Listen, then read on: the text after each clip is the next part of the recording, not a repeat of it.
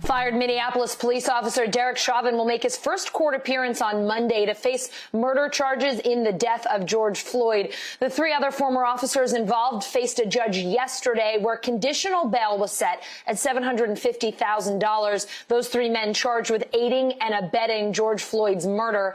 NBC News legal analyst Danny Savalos here now to talk about this case. And Danny, let's start with Derek Chauvin. He now faces a second-degree murder charge. What does the prosecution have to prove for that charge? When it was just a third-degree murder charge, the prosecution has to show that he did something really, really reckless, the most reckless thing, but it's still an unintentional killing.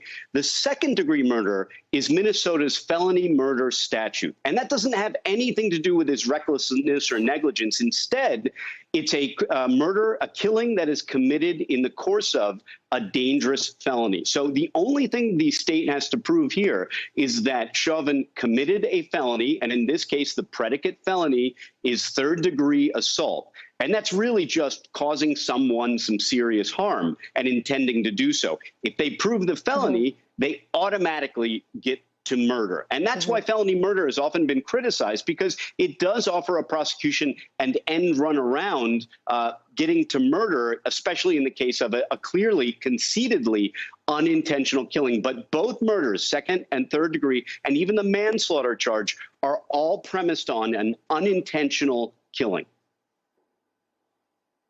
What kind of defense would you expect out of his lawyers at trial? There are a couple different defenses I would expect. First, police officers are different from regular citizens. They are duty-bound to make arrests when they observe crimes or they respond to crime. So look for Chauvin to put on experts or evidence that show that the possibility that Floyd was resisting, that he was using some degree of force, and that Chauvin thought he was using force commensurate to meet the threat. I think that's a long shot argument. I think the better argument is causation.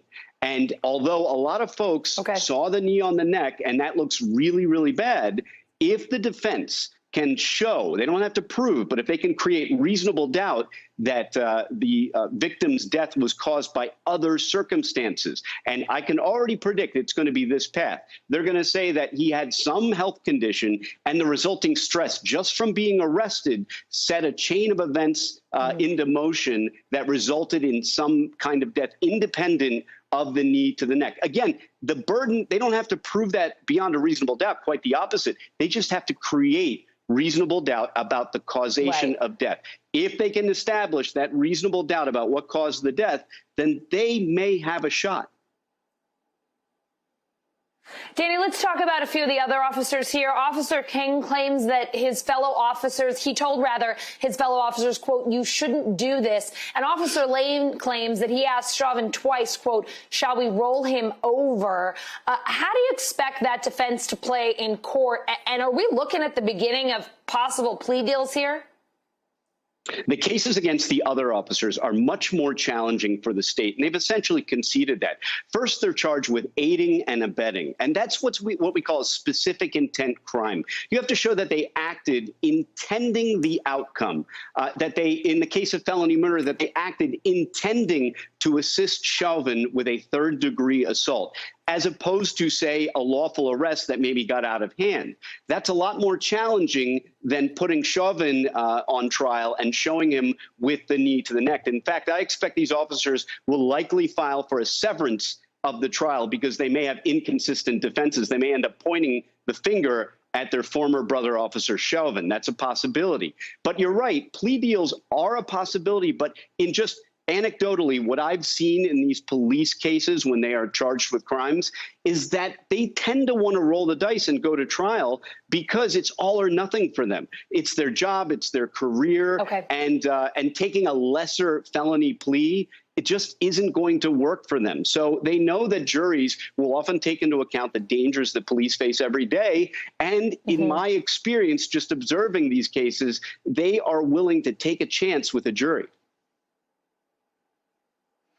The attorney for Officer Lane said that Derek Chauvin is a training officer and asked the judge, quote, "What is my client supposed to do other than follow what the training officer said?" The attorney telling the judge he thinks the case against his client is weak.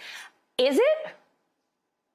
Like I said, the cases against the other officers are not as strong as the case against Chauvin because of the aiding and abetting that they're charged with. You have to show that intent, that they intended to achieve the unlawful outcome, whether it be that high degree of recklessness, which is even weirder, right? That they intended to help in an unintentional outcome. That's the recklessness charge. But the showing that they intended a felony as opposed to just a normal arrest is going to be a challenge. And remember, the burden is the states at all times to establish beyond a reasonable doubt, the highest standard of proof in our legal system. So all they have to do is generate doubt. And by showing that Chauvin was the training officer, they can establish I was following my superior's orders or direction defense. And that can be really effective. This is the guy that trained us. He taught me how to make lawful arrests. If he's doing it, it's got to be okay in my mind. I'm just a younger junior officer,